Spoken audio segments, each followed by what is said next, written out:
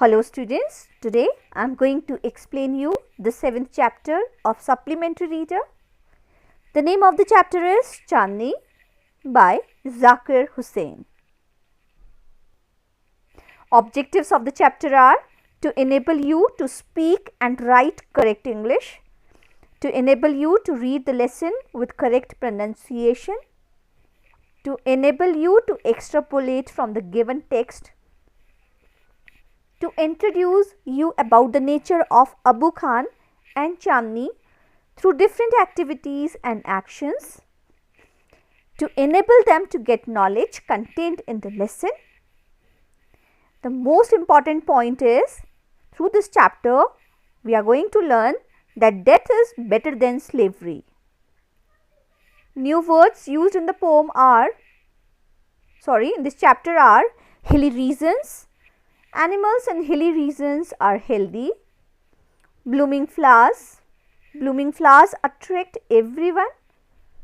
Green field, everybody likes to enjoy the green field. Horns, the goats have 2 horns. Moon, the moon comes out in the night. Mosque, the Muslims worship in mosque. Key points of the chapter are: Abu Khan kept goats as pets. He loved his goats like his own children. He gave them the juiciest grass and grains to eat. He calls them by some funny names. All the goats left him one by one. The goats have great fascination for natural beauty. A young goat will stay with him for a long time. He named the new goat as Chandni. Chandni means moonlight. Death in an open field is far better than life in a small hut. Success or failure is a matter of luck. Chandni is the winner. Now we will go through the summary of the chapter. Once an old man, Abu Khan, lived in Almora. He was alone. His only companions were a few goats, which he always kept as pets. He gave them funny names. He took them out for grazing in daytime. He talked to them as one talks to one's own children. At night, he put a string round the neck of each goat. But poor Abu was unlucky. One by one, his goats broke the string, freed themselves and disappeared in the hills. They loved their freedom. So whenever they got the chance, they would run away, only to be killed by an old wolf who lived in the hills. Abu was sad and puzzled.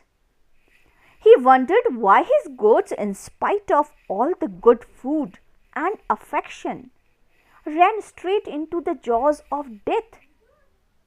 Freedom for them meant struggle, hardships, and even death. When all the goats had left Abu, he decided not to keep any goat as a pet anymore. But he felt very lonely, so he brought a young goat. He hoped that it would begin to love him and never want to go to the hills. The new goat was white as snow and was very friendly. Abu called her Chandni. He would narrate to her stories of all his friends. Several years passed. Chandni was still with Abu. Abu believed that Chandni would never leave him, but her plan was something else. She was the hilltops which appeared so charming. She hated the rope that wouldn't let her go. She stopped eating the green grass. She refused to listen to Abu's stories. She lost her appetite. She only looked at the hills madly. One day, she opened her heart to him. She said she would die if she was not allowed to go to the hills. Abu warned her of the risk. The dangerous wolf would eat her up. But she was ready to face and fight the wolf. Abu got very angry. He pushed her into a small hut and shut the door. But the same night, Chandni made her escape through the small window. She reached the hills which welcomed her. The tall grass, the flowers, the wind all amused her. It was the happiest day in Chandni's life.